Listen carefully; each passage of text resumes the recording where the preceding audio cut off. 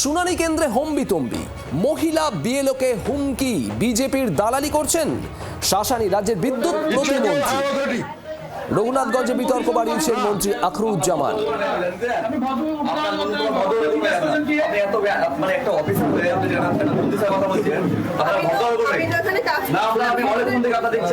আপনি নিজে কাজে ঘাটতি করছেন, লোককে হয়রানি করছেন, আর বড় বড় কথা বলছেন। বিজেপি দালালি করতে এসছেন নাকি এখানে? বিজেপি দালালি করতে এসছেন? I am not your servant. ইচ্ছা কেউ হায়ার অথরিটি না।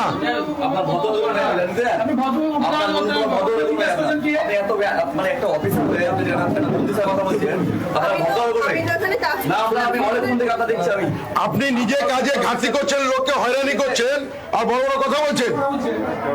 বিজেপি দালালি করতে এসছেন নাকি এখানে? বিজেপি দালালি করতে এসছেন? I am not your servant. ইচ্ছা কেউ হায়ার অথরিটি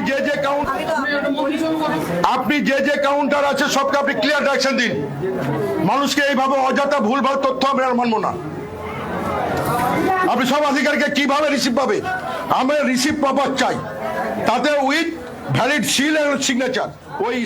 বিদ্যুৎ প্রতিমন্ত্রী আখরুজ্জামান হুমকি দিচ্ছেন মহিলা বিএলওকে। আপনারা দেখছেন সেই ছবি। রাহুল সিনহা বিজেপি নেতা আমাদের সঙ্গে রয়েছেন এই মুহূর্তে টেলিফোন লাইনে। রাহুল বাবু, শুনানি কেন্দ্রের মধ্যে ঢুকে এই হম্বিতম্বি, রাজ্যের মন্ত্রী আখরুজ্জামানের মহিলা বিএলওকে রীতিমতো হুঁশিয়ারি, হুমকি দিচ্ছেন তিনি বিজেপির দালাল বলে, কি বলবেন?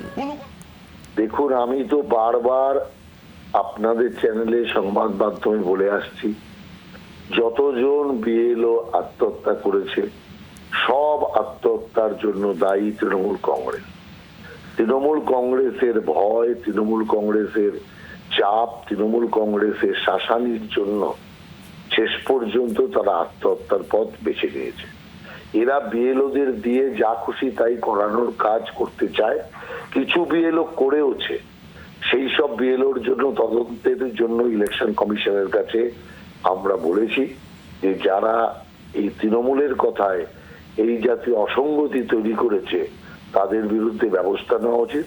আমি মনে করি যে মন্ত্রী হয়ে এইভাবে অফিসে ঢুকে যদি বিএলও এবং বিশেষ করে মহিলা তাকে এইভাবে শাসায়, অবিলম্বে ইলেকশন কমিশনের উচিত এই আসাদুজ্জামানের বিরুদ্ধে কঠোর শাস্তিমূলক ব্যবস্থা নেওয়া।